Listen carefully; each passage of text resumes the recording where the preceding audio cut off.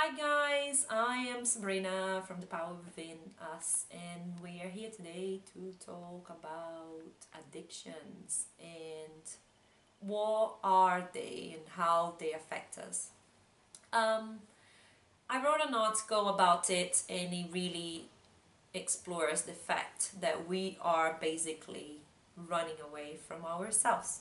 Whenever we are taking up any sort of addiction, we are really avoiding to deal with who we are. So for instance, anything that is done, to an extreme, it could be maybe watching TV or food addiction or drugs or alcohol or even the feeling, just the fact that you maybe never able to be alone and you always have to rely on your friends, or you can't be alone with yourself. So anything that's, avoiding that, not just the fact that you're by yourself, because some people can do that and then watch TV or do a video, but the fact that they can't really look within and to discover who they are.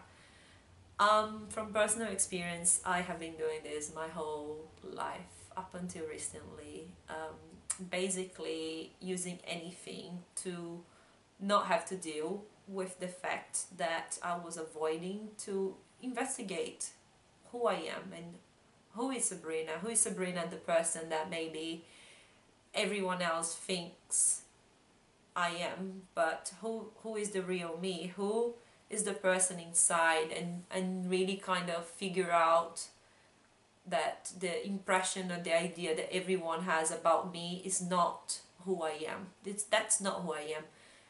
And the fact that we allow everyone construct the idea around you and really sees you in that way, it ends up like clouding your vision. You're not sure of who you are, you're not sure of what you love, and who is the person in you, who is your true self, who is that person. So I think addictions, they really get in the way of that. I give you a very good example. So I used to drink a lot. So every now and then, every week, we go out with friends and we are in a bar. So we would have a drink, but obviously if the music wasn't that great, or if the conversation, or if something was wrong, instead of actually realizing, analyzing and understanding why you're not feeling well, or why wasn't I feeling well, why wasn't enjoying it, I would just, hang on a second, I have another drink. That will make everything better. So that's what I would do. I would just have another drink, and like a lot of people do, they, instead of dealing with what is wrong and understanding who they really are and why are they doing that, and why are they not happy in that place, why are they putting themselves there on the first place. You shouldn't even be in a place if you're feeling uncomfortable. If you are feeling uncomfortable, you would need to understand why, so you can then stop being uncomfortable. But instead, what we do, we mask everything. We'll go and have a cigarette, we go and have a glass of Coca-Cola full of sugar, or we'll go and have another drink, or we just blank our emotions with an addiction, with something that will avoid us understanding who we are, which is really a vicious cycle, because it gets worse and it's like a snowball. It just gets bigger and bigger until we're like, oh my god, I can't cope with this anymore. How can I solve this? Take up another addiction, so maybe I don't have to deal with the problem.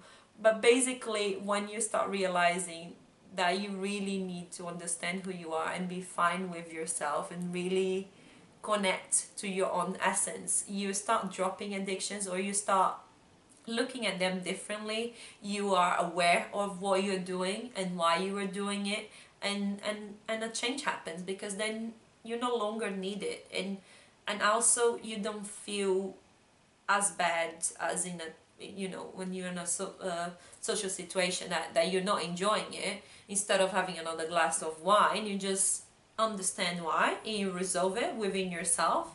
You have a mature conversation with your heart, with your being, and you move on. And that's how it is. You don't have to always hide who you are, or it's okay to be unhappy sometimes, and allow yourself to feel and honor your own feelings. That's very important.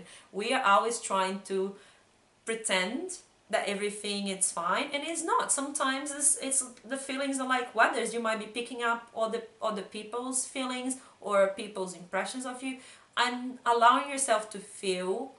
It's fine, you can feel it, and you also have to recognize that by feeling it and letting it go, you allow space for transformation, and that's how you grow within yourself, and that's a main thing about addictions. They really, really get in the way of allowing yourself to find who you truly are, and find why are you here, what you're here to do, and to really connect to that light within yourself. So yes, I would suggest you try and contemplate why are you doing things, or what are the things that are compulsive, that they are destructive behaviors, and instead of complementing who you are, they're getting on the way of who you are, and they're not allowing you to see who you are, which is the most important thing. You need to know yourself.